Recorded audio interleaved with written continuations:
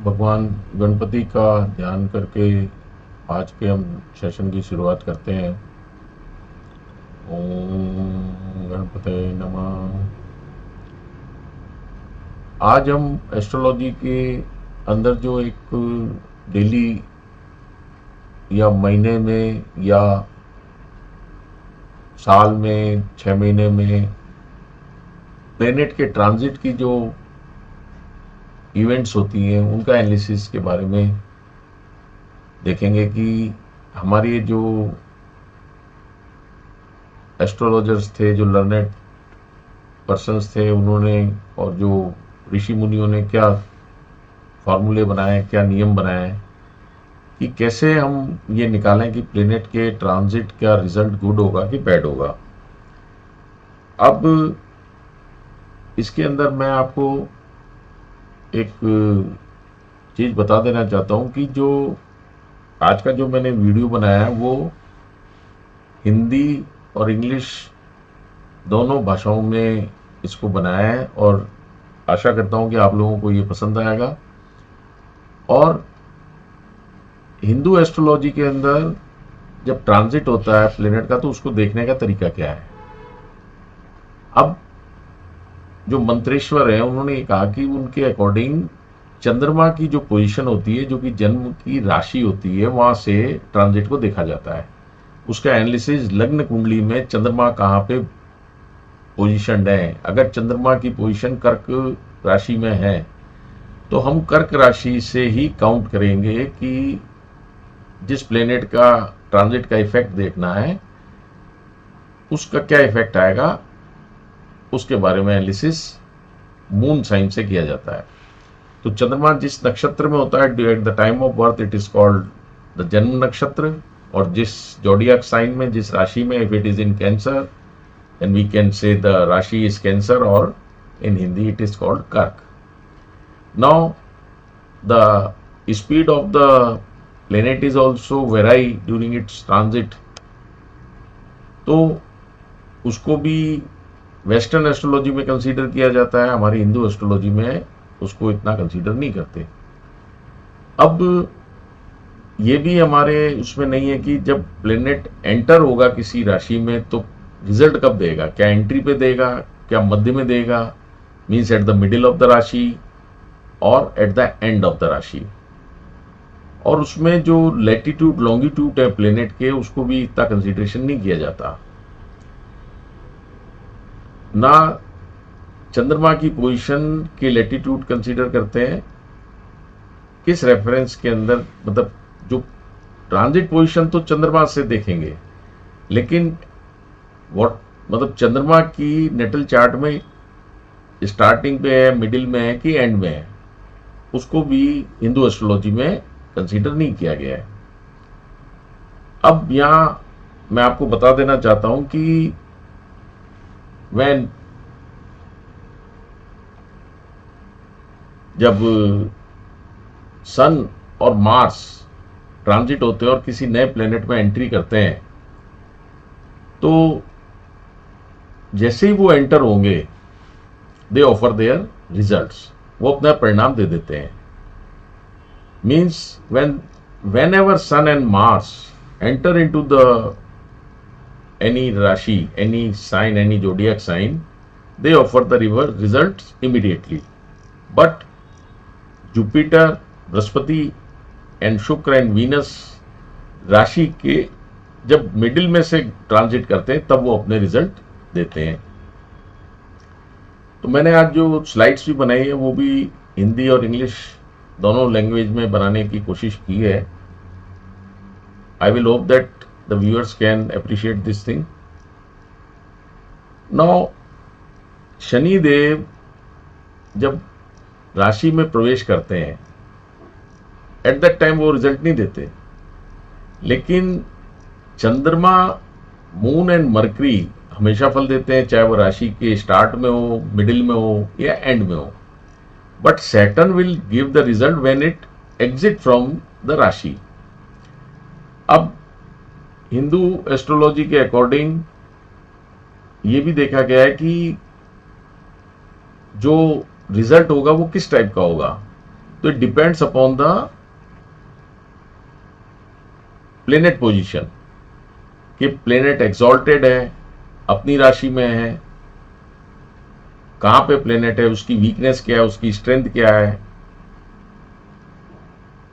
अपने natural sign के अंदर है, फ्रेंड्स के हाउस में है कि एनिमी के घर में है कि डेबिलिटेट है,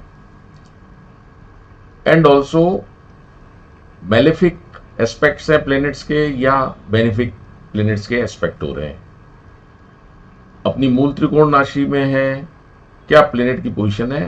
तो प्लेनेट ड्यूरिंग ट्रांजिट में उसकी बहुत इंपॉर्टेंस है कि लग्न के अंदर नेटल चार्ट, D1 चार्ट जिसको हम कहते हैं, उसमें प्लेनेट की पोजीशन क्या है। नाउ अब जो राशि की स्थिति से भी पता लगता है कि वो कितना अच्छा है, रिजल्ट देगा। अब ये भी यहां पॉसिबल नहीं है कि प्लेनेट एक्सॉल्टेड है तो every time it will offer a good result. इसमें भी हमको मतलब गलती नहीं करनी चाहिए, क्योंकि व्हेन जुपिटर इज एक्सॉल्टेड, अभी जुपिटर कैंसर राशि में ट्रांजिट करेंगे तो वो एक्सॉल्टेड पोजीशन में होंगे, तो जो पूरा वर्ल्ड है शुड थ्राइव। तो according to exaltation of Jupiter none can die. हालांकि जुपिटर जब डेबिलिटेट होता है तो नेगेटिव रिजल्ट्स भी मिलते हैं, क्योंकि during corona period Jupiter was debilitated, वो मकर राशि से ट्रांजिट कर रहे थे। So when Jupiter is exalted, कोई भूखा नहीं मरेगा, everyone must be successful. How can it be possible. अब कोर्ट में भी जब केस होता है तो वन पिटिशनर विंस और रेस्पोंडेंट विंस, दोनों पिटिशनर और रेस्पोंडेंट तो जीत नहीं सकते, but for both of them Jupiter is exalted. Therefore, one should not interpret that exalted planet always give good results. Similarly, जो debilitate planets होते हैं वो हमेशा खराब रिजल्ट देंगे ऐसा नहीं सोचना चाहिए कि वो हमेशा नुकसान ही पहुंचाएंगे। जैसा कि I explained, when Jupiter is exalted, everyone is not happy. Now we also consider the Vimshotri Dasha system that is most popular in the Hindu astrology, and then find out the transit of the planet. Now हमारे जो ऋषि मुनि थे, जो sages थे, उनकी opinion थी कि until unless the dasha will be favorable, then only the transit system will operate. दशा अगर अच्छी नहीं है और फेवरेबल ट्रांजिट है तो result can not be good, और अगर दशा इज बैड और फेवरेबल ट्रांजिट है तो अच्छे खराब रिजल्ट भी नहीं मिलेंगे, और दशा बैड है और एडवर्स ट्रांजिट हो रहा है तो ही खराब रिजल्ट मिलेंगे। इसको हम एक बार फिर समझते हैं कि जब मान लीजिए बृहस्पति आपके एक्सॉल्टेड पोजीशन में है और बृहस्पति की दशा चल रही है, और बृहस्पति आपके 9th हाउस से या 11th हाउस से ट्रांजिट कर रहा है, तो you will get a good result, क्योंकि नेटल पोजीशन में भी सैटर्न की अच्छी पोजीशन है और सैटर्न मैलिफिक एस्पेक्ट्स में भी नहीं है, एक्सॉल्टेड भी है और ट्रांजिट में भी पोजीशन अच्छी है, तो इस टाइम हमको अच्छे रिजल्ट मिलेंगे। और अष्टक वर्गा के अंदर भी अगर हम देखेंगे तो उन हाउसेस से जिससे जुपिटर का ट्रांजिट हो रहा है वहां पे 28 या 30 से ज्यादा पॉइंट्स होने चाहिए, क्योंकि टोटल जो पॉइंट्स हैं उनको 28 से अगर कम है किसी हाउस, किसी राशि में, तो वीक माना जाता है। तो उस टाइम ट्रांजिट में भी अष्टक वर्गा को जरूर कंसीडर करके हम जो ट्रांजिट के रिजल्ट भी प्रिडिक्ट कर सकते हैं। अब दशा is bad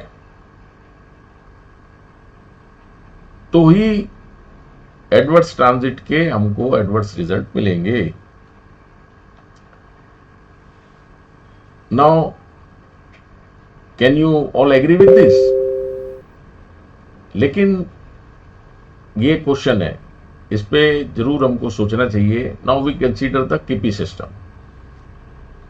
now from the if you follow the KP system you will 100% agree that transit and dasha will give you always a good prediction. Always analysis from the KP system is accurate. अब इसको हम दूसरे form में देखें कि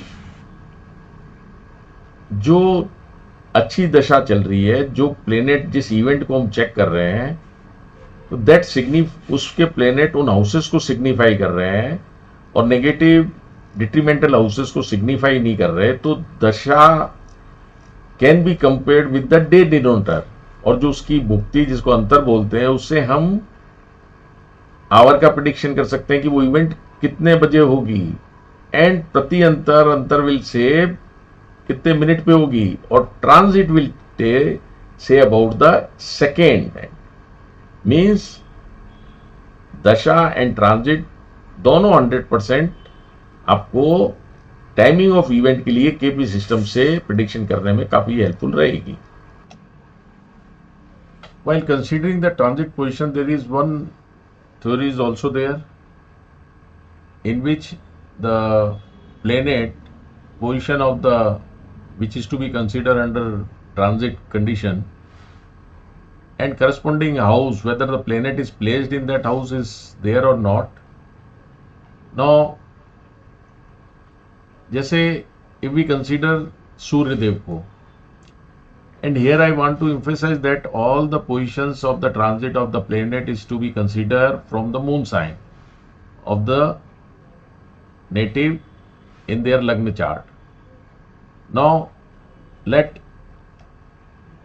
if we consider the planet sun, now as per Mantreshwar, the transit of the planet, the गोचर ग्रहों का मून साइन से जो लग्न इस पोजीशन के अंदर जहां मून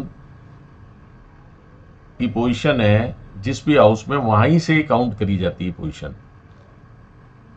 अब let want to see the results of the Sun. अगर सन मून साइन से 3rd house, 6th house, 10th house और 11th हाउस से ट्रांजिट करेंगे और करस्पॉन्डिंग 7th हाउस विकेंट है, then moon this sun will offer the good result because it is not expected by directly from the 7th house. But here is an exception that if Saturn is there in the 7th house, then the Veda will not be considered. What is Veda? The 7th house during transit is Veda for the sun. Now let's consider that sun is transiting from the 3rd and some other planet is in 9th. Then sun will not operate the good result. And if sun is in 6th, no planet should be in 12th. Then only the sun will give the good result. But if in the 12th house Saturn is there, then Veda is eliminated. Now when sun in transiting from the 10th sign and 4th house is vacant, then sun will offer good result. And similarly we will consider here in the chart we will see that sorry, this was the moon position and sun is transiting from the 3rd house, so 7th house is vacant, so sun will offer the good result. If some planet is there, then sun will not give the auspicious result. Now let's see the position of the moon. The beneficial result will be offered by the moon if it is transit from the moon sign itself in the Lagna chart from the 1st house, 3rd house, 6th house, 7th, 10th and 11th.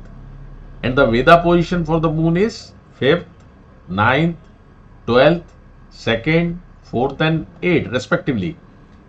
Now if moon transit in the 7th sign, counted from the position of the moon at the moment of the birth, so there should be no planet in 2nd, because here 1, 2, 3, 4th and corresponding 4th position 1, 2, 3, 4. So no planet should be in the 2nd house from the birth moon. Now let's consider this was the position of the moon in the natal chart, and we are considering the third position transit. So moon is transiting from here.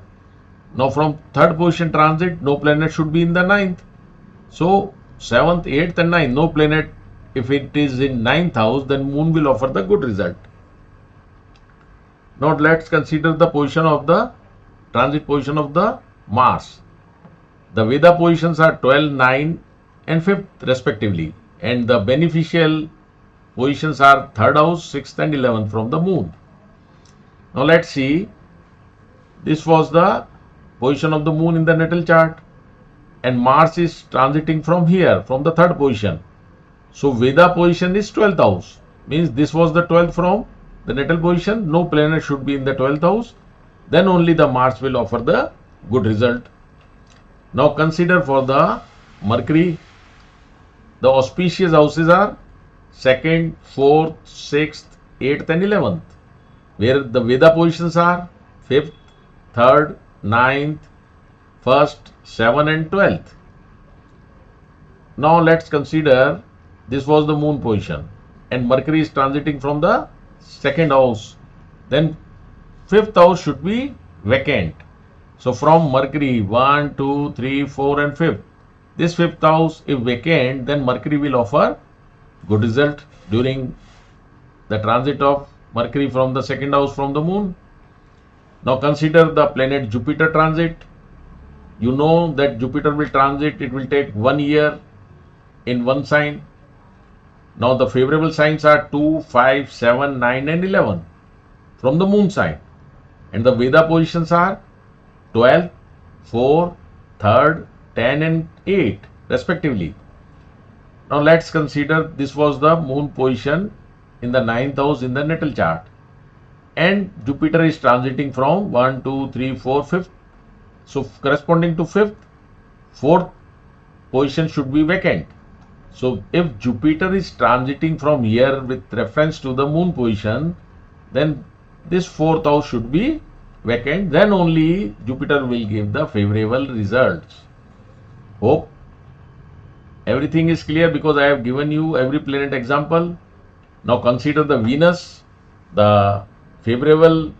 Now you will see शुक्र देव का transit maximum favourable है, only 3 houses से transit उनका unfavourable होता है. तो favourable houses क्या है? 1, 2, 3, 4, 5, 8, 9 एंड 11, 12, और अनफेवरेबल से ट्रांजिट 6, 7 और 10 से है. वेदा पोजिशंस जो वीनस की है वो 8th house, 7th, 1st, 10, 9, 5, 11, 6 and 3.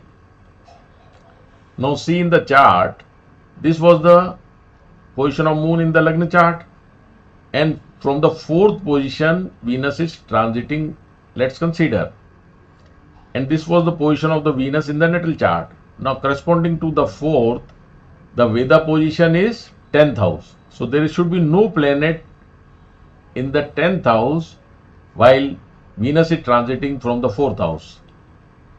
Now Saturn का जब 3rd, 6 और 11 भावों से गोचर होता है तो वो अच्छा रिजल्ट देता है, and the Veda position for the Saturn is 12th, 9th and 5th.